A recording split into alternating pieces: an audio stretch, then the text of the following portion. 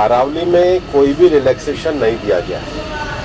पहली बात, अरावली भारत के 4 राज्यों में है, दिल्ली, हरियाणा, राजस्थान, हरियाणा और गुजरात।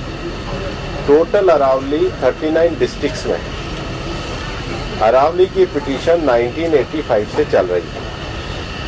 इस पिटीशन में चलने के बाद अरावली में माइनिंग के स्ट्रिक्ट नियम होने चाहिए, इसके हम भी पूरी तरीके से समर्थन करते हैं।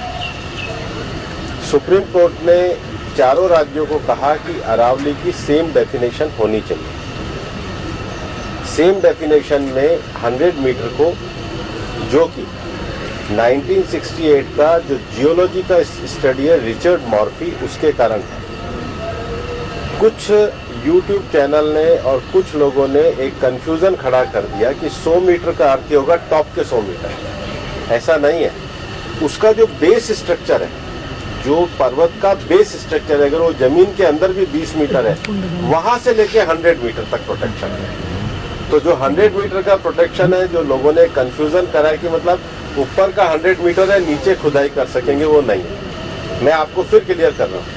100 मीटर का अर्थ है टॉप 100 मीटर से बॉटम के अंदर तक जो उसका पूरा फैलाव है।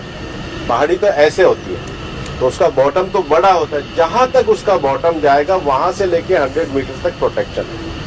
और अगर एक पहाड़ी और दूसरी पहाड़ी के बीच में 500 मीटर का गैप है, तो वो जमीन भी अरावली रेंज मानी जाएगी। इस डेफिनेशन के आने के बाद 90% से ज्यादा एरिया प्रोटेक्टेड एरिया में आ गया।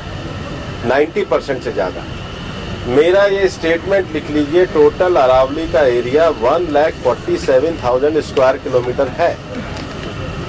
इसके बाद केवल अभी की जो मेरे पास 39 डिस्ट्रिक्ट है, केवल 217 किलोमीटर, मतलब 2% में ही माइनिंग हो सकती है। और वो भी हर तरीके से नहीं हो सकती। उसके लिए भी सुप्रीम कोर्ट ने डायरेक्शन दिया है कि आपने जैसे सारंडा और झारखंड में एक पूरा पहले माइनिंग प्लान बनाया है, वो प्लान तैयार करिए। वो प्लान तैयार करने के बाद भी ICFR जो इंस्टीट्यूशन है उसकी परमिशन होगी, उसके बाद ही परमिशन मिलेगी। दिल्ली में कोई भी माइनिंग अलाउ ही नहीं है, ना होगी। मैं फिर दोहरा रहा हूँ, दिल्ली के अरावली हिल्स में माइंस पूरी तरीके से बैन है। अरावली में लगभग 20 से ज्यादा फॉरेस्ट रिजर्व प्रोटेक्टेड एरिया वो एज इट इज रहेंगे। तो reserve area, protected area, even 100 metre भी पहले क्या होता था, जो लोगों ने करा था कि टॉप को छोड़ के नीचे खुदाई करते थे, तो वो एक तरीके से उसके चारों तरफ करते थे। अब वो भी नहीं कर सकेंगे। तो मुझे लगता है सुप्रीम कोर्ट ने जो निर्णय दिया है, ministry of environment, survey of India, geological survey of India, और जियोलॉजिकल सर्वे ऑफ इंडिया में जो इंटरनेशनल स्टैंडर्ड है रिचर्ड मार्फी, उसको दिया। उसके बाद भी मामला सुप्रीम कोर्ट में है। हम पूरी तरीके से सहयोग करने के लिए तैयार हैं।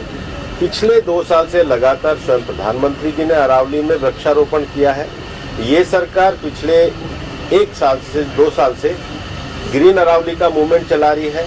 मैंने खुद ने पिछले दिनों उदयपुर में सारे DFOs की, मतलब चारों जिलों के 39 DFO की मीटिंग करी है।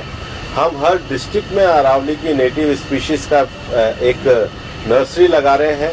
हम ग्रीन अरावली के लिए प्रतिबद्ध हैं। ये एक झूठ फैलाया जा रहा है। और सबसे बड़ी बात है कि ये जो रिपोर्ट है, ये 2006 से राजस्थान में ऑलरेडी लागू है।